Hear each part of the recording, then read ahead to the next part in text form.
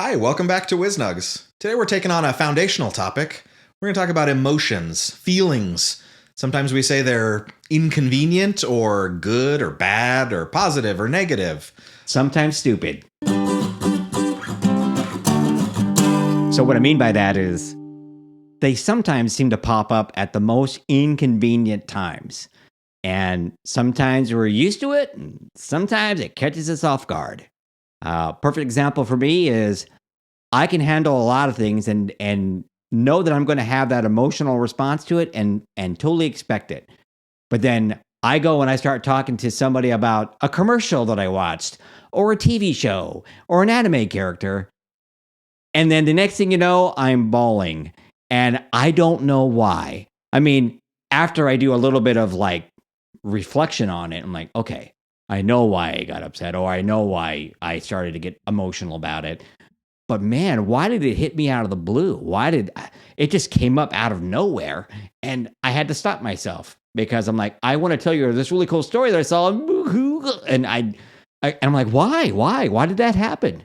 So it's an interesting sort of neurological, neurobiological, neuroscientific. I'm not sure exactly the right term because I am not a professional. Okay.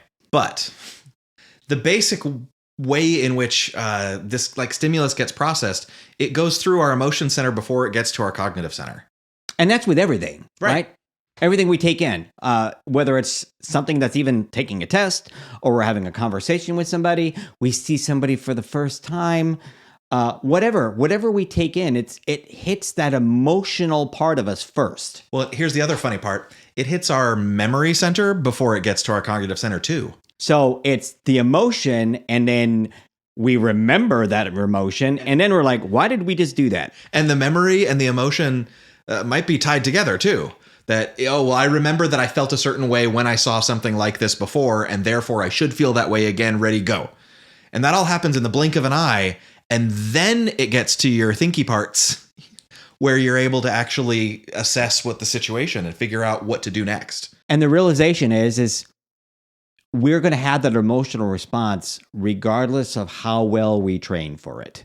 So that's a very important point to make here, is that emotions aren't bad and they're not wrong. They are true for you in that moment, because we're talking about, this is the one thing that you really can have your own truth, is your emotional state, your feelings. You don't get to tell somebody else that you don't feel that way. Yeah. Example I would use is a scary movie, right? You go watch a scary movie with your friend, and maybe you're used to scary movies. Oh, no. I'm the opposite. I don't watch scary movies with anybody. In this hypothetical question, say you invite me to go see a scary movie because you heard it really wasn't that bad. It was mostly funny. There's a little bit of scary stuff in it. And I'm like, all right, cool.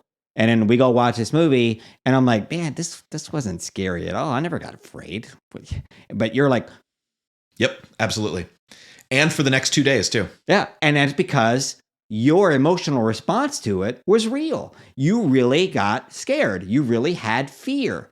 And that's not saying, and I can, but the reality is telling you like, well, dude, you got scared, man. You shouldn't have been scared. You shouldn't have been scared. I can't tell you how to feel.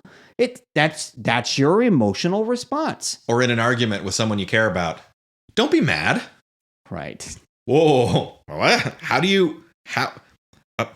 I can't turn it off. I don't know just how to just do that. Now, I mean, if you watched our episode on breathing, yes, you know that you can impact that to some extent. Check it out. I think it's worthwhile.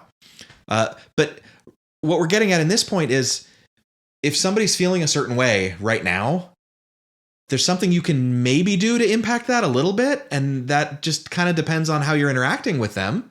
If, you sing someone their favorite song, I don't know, tell them a joke. That might help. You might be able to impact their emotions. Maybe, but there's also the possibility that you're not going to be able to. So if I try to console you after this movie is over, and I say, hey, you know what, it really wasn't that scary. You should be all right. But the rest of the next 2 days, everything that moves from the corner of your eye, I'm like, dude, calm down. There's nothing. I can't. Because maybe it just affects you in that way. And I can't tell you, well, you're wrong or you should stop that behavior. It's something that you have to deal with. Now, we can categorize our feelings in this kind of situation as being not helpful. Sure. Or you can certainly understand that sometimes feelings are inconvenient. But ultimately, when the feeling comes, the best thing that you can do, from my experience and my understanding, is to work on processing it, work on figuring out why you're feeling that way. Like I said, it goes through the memory section and the emotional section before it gets up to the thinky section. So you can bring your logical processes to bear on the situation and try to figure it out if you can. Right. But most importantly, recognize in that moment that feelings are not forever. Right. Feelings are going to change over time, minute to minute, second to second. And it's totally possible to have feelings based off of misinformation. The example I'm going to give is I had a dream last night. And in the dream, my wife was not cooperating with me whatsoever. So when I woke up from that dream, I was mad as heck. And I just wanted to look over at her and I wanted to just like, you. And because but I realized, like, wait a minute, that's my dream. She had nothing to do with that. Right. And if real life Cisco punishes real life wife for dream wife's behavior, I would be her. It's not. I kid. It's not fair. Right? It isn't. Right. But we hear that, right? I've seen multiple videos too of like, my wife's mad at me, and so here I am to apologize because apparently in my wife's dream, I cheated on her. I was a jerk. I did this. I did that. And so now I have to apologize for my bad behavior in my wife's dream, which I had nothing to do with. But this is going to make her feel better. And so if that's what I have to do, I guess that's what I have to do. Sure. We've talked about also in the past the concept of the emotional tunnel. Yes. That sometimes the emotions are so strong that it's like being in a tunnel and you can't move on until you've gone through that tunnel and come out the other side. And some of us have longer tunnels than other or shorter, right? Some people are able to like, all right, I'm all right. I'm good. All right. I had that initial, but I'm good. But in some people, they're in it for a while, like you talked about. Sometimes it's days. And practicing concepts like coming to terms with the emotion itself and breathing through the hard things, that can help to stabilize your systems. And especially if we, on the idea of it was misinformation, and we go back to the cognitive reframing, and we say, okay, why am I mad? Okay, it was nothing that had to do with anything that anyone could control. It's just me. So before I go off on some tirade against my wife because she didn't want to pick me up from the Circle K in my dream,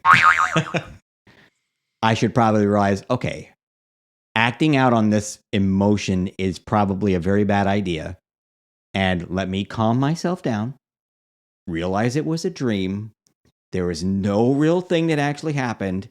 Let that feeling of anger pass, right? Again, the feeling was real. You feel it. You wake up, but realize that, okay, there's nothing that actually happened, but you still had that emotional response to it. Let it pass, reframe it. Okay, it's a dream. It's not real. She's still asleep.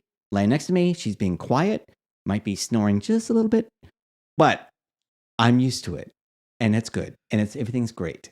Well, and what you just said reminds me that one of the most important parts about dealing with feelings and emotions is to not make decisions you're going to regret, to not take actions or, say words or shout words that you're going to regret later based on how you feel now. Right. There's an old saying that says you should flavor your words with honey rather than vinegar in case you have to eat them later. Yeah, right. Because, bitter crow is gross. Yeah. Sweet crow. So recognizing that though the feelings themselves might not be wrong, we don't want to take actions that are going to damage things going forward. So if you do have that dream where your wife does something that makes you mad, if you get up in the morning and take it out on her in real life because of a dream, that's not fair, and that's awkward and needs to be figured out. I mean, we talk about emotions do have the immediate effect on you, but they tend to be fleeting. You're not going to be mad for the rest of eternity. You're not going to be sad for the rest of eternity. Even if it feels like that in the moment. Yes. And I think this is something that we covered in our video on breakups, that it's not going to be forever.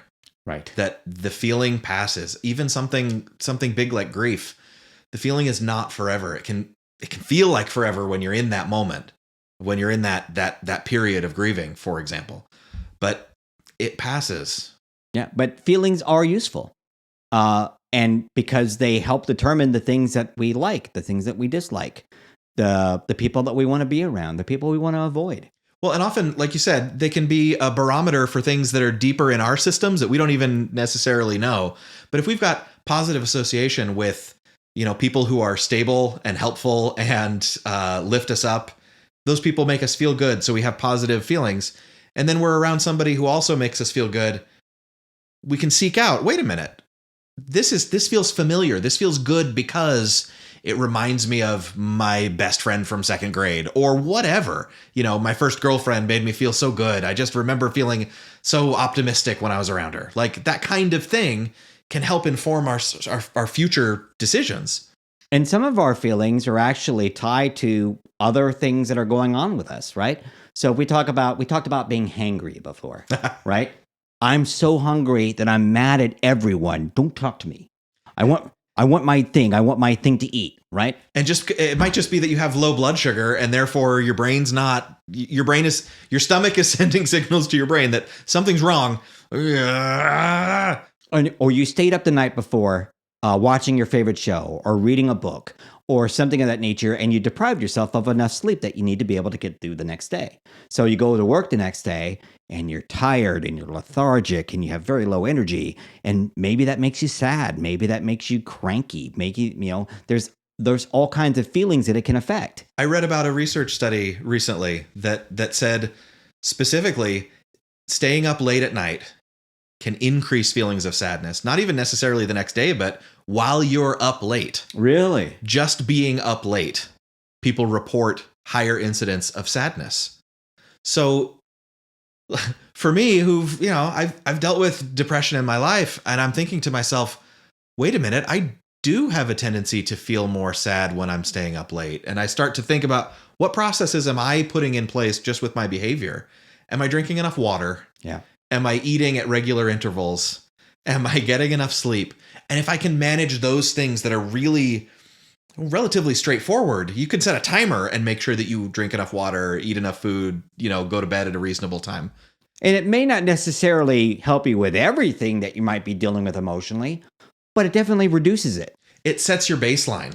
Right. And so if you're, again, we talked about sunshine, the power of just having that vitamin D coming in from the sunshine. So if you're in a climate where you don't have access to abundant sunshine outside, right. There are bright lights. There are certain lamps that can really help with that are still useful. And it may even be worthwhile to supplement your vitamin D with over-the-counter supplements. Whatever you need to do to help kind of get your body in that right mode of operation, so that if you're going to have an emotional response to something, as we all do, it's not intensified by something that you can control. And so I think that segues real nicely into the idea that they're highly personal. Yes. Feelings, you might not understand why someone else is having an emotional response that they are. And that's okay. You don't have to understand every single feeling that comes across your partner or your spouse, every single feeling that runs through them. Maybe you can understand some of them. Maybe you can work on that and empathize with that, but you don't have to argue or demean them because they had that. Sure. I go back to the scary movie. Sure, maybe I wasn't scared, but you were. And I don't have to demean you, and I don't have to tell you that you're dumb or immature or whatever to say, well, to try to get you out of that. I'm like, well, I'm sorry that it scared you like that. Come on, man up. Yeah. It wasn't that bad. I mean, it was only a little bit of guts. It wasn't everywhere. But point being is, I don't need to try to talk you out of what you're feeling. What I need to do is recognize that you feel a particular way. That's not the way that I feel, but that's okay. You're not supposed to feel what I feel. You feel what you feel. And you'll go through it the way that you need to go through it. That reminds me of the Pixar movie Inside Out. Yes. Very good movie.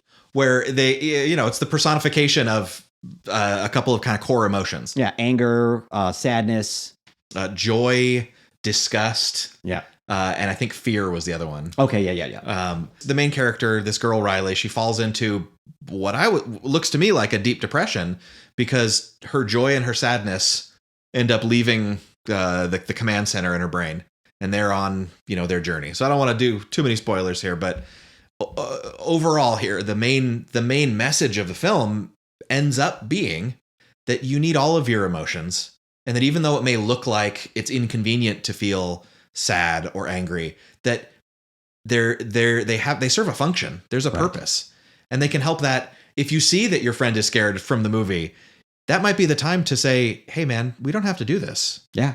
If this is too much, let's go do something else." Yeah. I'm not beholden to this. We can go. You want to go do something? You want to go play a game? You want to go to a sports event? Whatever it is, whatever is going to get your mind off of this. I'm down, man. Let's go. And if you see someone that's feeling down, maybe walk over and sit by them. Just let them know that you're there. Sometimes just being around someone can be helpful. Yeah. Or recognizing that if they say, I don't want someone around right now, take that hint and give them some space if that's what they need. Yeah. And just be cognizant of it. We go back to talking about wanting to fix everyone's problems. Recognition of the fact that someone is going through an emotional thing. Like you said, offer up. Hey, man, I'm here if you need me. No, actually, I'm right. I'm really mad right now. I don't need anyone around me. Call me if you need me. Absolutely. I grew up in a family with 6 sisters. Okay. Yeah. And I'm the third kid. Okay. So I always having these like little babies or like little girls around. I always felt like if they're crying or having a sad moment, that I need to jump in and save them. I need to rescue them and stop them from feeling anything inconvenient or troubling. Yeah. If it makes them make a noise, then I need to like come in and help. Right. To even that out, and to tell them a joke or make funny faces right at them, and I fear that by doing that I may have done some harm. So sorry, guys. Sure. I mean, but your intent was good, right? I'm going to be the protective, good brother, and I want to try to make sure that everybody's happy all the time. But the recognition of, well, what I'm working on now with my own kids is helping, learning from that situation, right? And saying that now I want to try to help them understand that their feelings are fine. They might be strong. Maybe, I've learned that sometimes I need to go take a timeout so that I can go cool down, go through that tunnel. I don't want to say or do something that I'm going to regret later. I don't want to be mean because I'm angry. I want to, there might be a punishment assigned, and I'll say, look, we're going to talk about this. I don't want to talk about it when I am fuming. Right. Please go into your room and wait. I'm going to go into my room and wait. We will talk about this later. Yeah. And firmly, and we go through with it. And then, later on in that night, we can approach the situation calmly with level heads and say, look, here's the situation. This is the event that took place. These are the consequences for that event. And they're not tied to, well, I'm so mad. Get over here. I'm going to smack you upside the head. Like, again, acting out of an emotion, right? That's why you want to do your best to refrain from it. So in summation, I think in this particular episode, we just want to make sure that feelings are good indicators, and they're not inherently bad, and they're not inherently evil. And, when we get good at listening to them and recognizing why they came on, they're actually very helpful tools. Even when they're inconvenient, it's still good. And we can learn a lot from them. And hopefully over time, as we grow, we get better at their interpretations and what they mean and how we can benefit from them. Thanks for joining us on WizNugs. We'll see you next time.